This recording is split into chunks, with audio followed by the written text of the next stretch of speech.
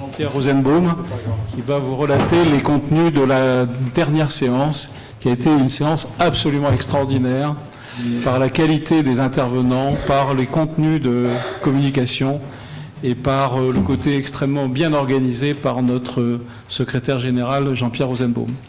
Merci beaucoup, Monsieur le Président, Monsieur le Secrétaire général, académiciennes, académiciens, chers amis.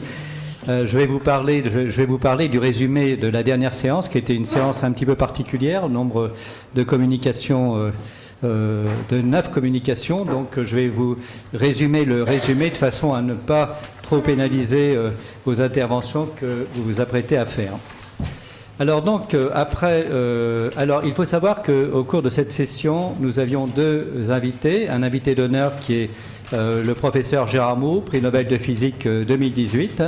Et nous avions eu l'amicale présence de Catherine Deroche, présidente de la Commission des affaires sociales du Sénat.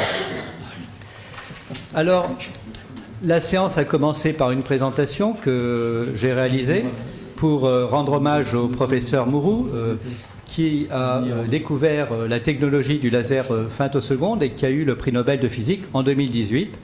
Il a de plus été récompensé par le Golden Goose Award aux États-Unis, qui est un prix exceptionnel qui récompense un chercheur issu de la recherche donc fondamentale, dont les découvertes ont eu un impact pour l'humanité. Donc la séance consacrée au laser permettait de balayer une grande partie des lasers qu'on utilise en ophtalmologie, car c'est un instrument qui est extrêmement utilisé. Alors le laser naturellement fascine, il effraie, il rassure, c'est un petit peu une baguette magique, mais également ça peut être une arme. Donc il fallait répondre à un certain nombre de préoccupations, et donc c'était un thème transversal qui réunissait donc des personnes éminentes de l'ophtalmologie française sur des sous-spécialités de notre spécialité ophtalmologique. Alors le professeur Gérard Mourou nous a fait l'honneur dans un premier temps de présenter son invention. Donc c'est un laser pulsé de type CPA, c'est-à-dire que c'est un laser qui a une puissance extraordinaire. C'est pas lié à l'énergie de base, mais c'est lié au temps dans lequel cette énergie est émise. Et là, on est dans l'ordre du femtoseconde, c'est-à-dire 10 moins 15 secondes, c'est-à-dire une petite quantité d'énergie contractée, concentrée sur un temps extrêmement limité de 10 moins 15 secondes, et ça en fait des impacts extrêmement précis de l'ordre du micron.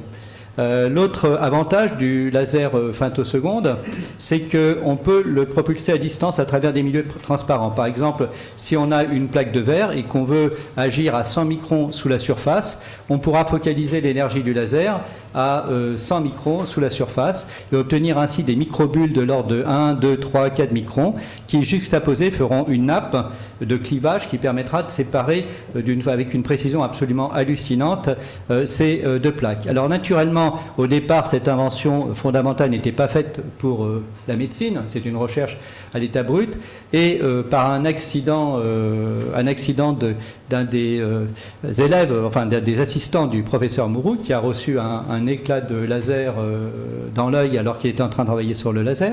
L'examen de cet assistant a montré que la lésion sur l'œil était d'abord sans conséquence, mais également qu'elle était d'une extrême précision, extrême régularité. Et là, c'est le principe de sérendipité qui a été discuté, puisque à partir de là, l'application laser a été développée sur la cornée, sur des modèles expérimentaux animaux, puis ensuite, donc les cornées humaines ont été traitées avec ça. Alors, il y a l'œil est également en dehors de ça, l'œil est un organe particulier car c'est le seul organe transparent de l'organisme. Il possède 2 tissus transparents. Alors les lasers à très forte puissance et très courts vont... Oui, c'est pour aller beaucoup plus vite, après que je fais cette présentation, vont permettre... Alors les lasers à impact très court vont permettre d'agir sur les tissus transparents, alors qu'on se servira de la transparence de la cornée du cristallin pour agir à l'intérieur de l'œil et donc éviter ainsi des interventions. Alors ensuite, Christophe Baudouin a montré justement une des premières applications du femtoseconde, qui est la cataracte. Alors il faut savoir que dans la cataracte, c'est encore un petit peu compliqué d'opérer avec le laser femtoseconde, parce que le laser femtoseconde va traverser la cornée et va agir dans le cristallin, mais il va réaliser des petits fragments trop épais pour qu'on puisse se suffire du laser femtoseconde, et il faut avoir en plus un appareil ultrason à sa disposition. C'est la raison pour laquelle dans la cataracte, le laser suit sa voie, évolue. Pour l'instant, ne présente pas vraiment encore de bénéfices, mais dans le temps, avec l'amélioration des lasers femtosecondes et du principe de délivrance, on arrivera probablement dans un espace de temps relativement réduit à traiter la cataracte avec ce système. C'est ce qu'a présenté Philippe Guin dans la deuxième présentation. Il développe à Saint-Étienne laser femtoseconde de la sérendipité à la révolution pour l'ophtalmologie d'aujourd'hui et de demain.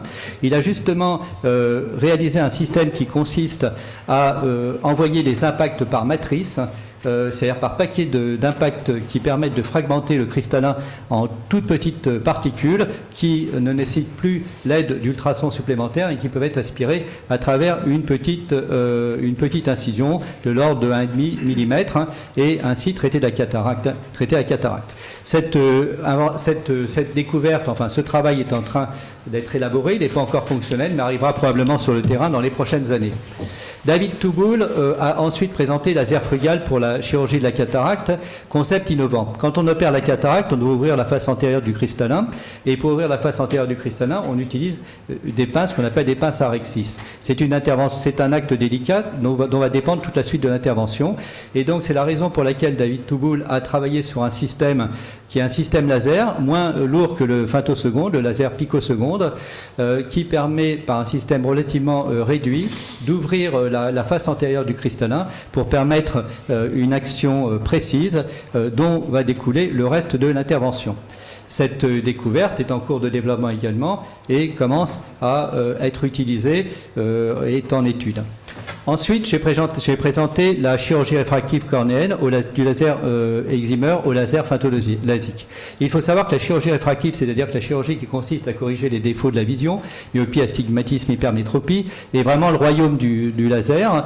Au départ, les lasers excimer ont commencé dans les années 90. C'est un laser qui fonctionne sur l'énergie nanoseconde et qui sépare les atomes carbone et qui a un effet photoablatif sur la cornée, donc sur le tissu superficiel, et l'arrivée du femtoseconde qui est arrivé dans les années 2010 a permis d'améliorer une autre intervention qu'on appelle le LASIK, le femtolasique, qui permet de réaliser une petite lamelle de cornée d'une centaine de microns qu'on repousse.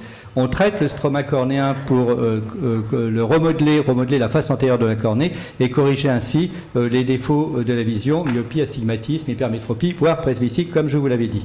Actuellement, 3 techniques se côtoient dans la chirurgie réfractive. Le laser excimer qui s'est beaucoup amélioré et qui représente à peu près 50% des indications aujourd'hui.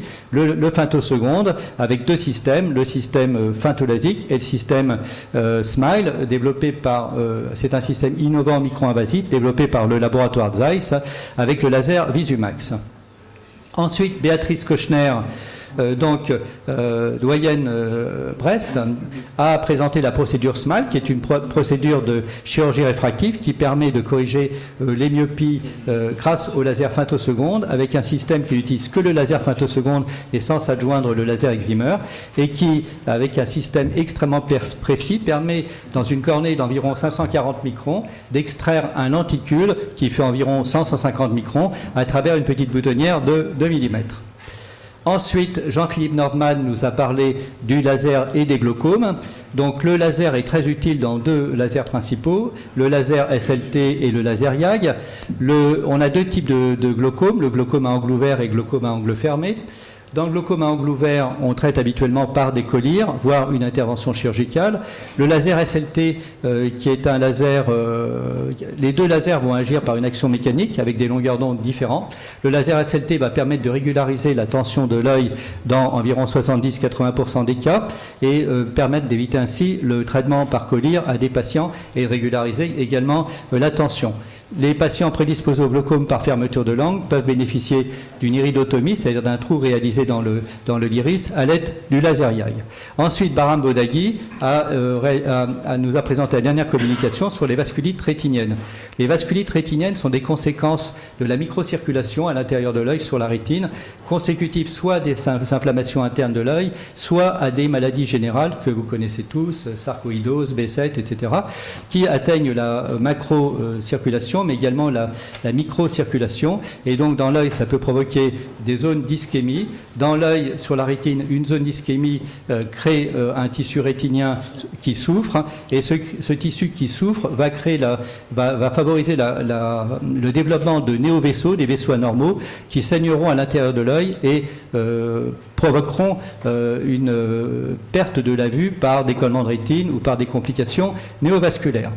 Voilà, ensuite, je n'oublierai pas bien sûr une communication que je n'ai pas notée, qui est la communication de Corinne Dott du Val-de-Grâce, générale Corinne Dott.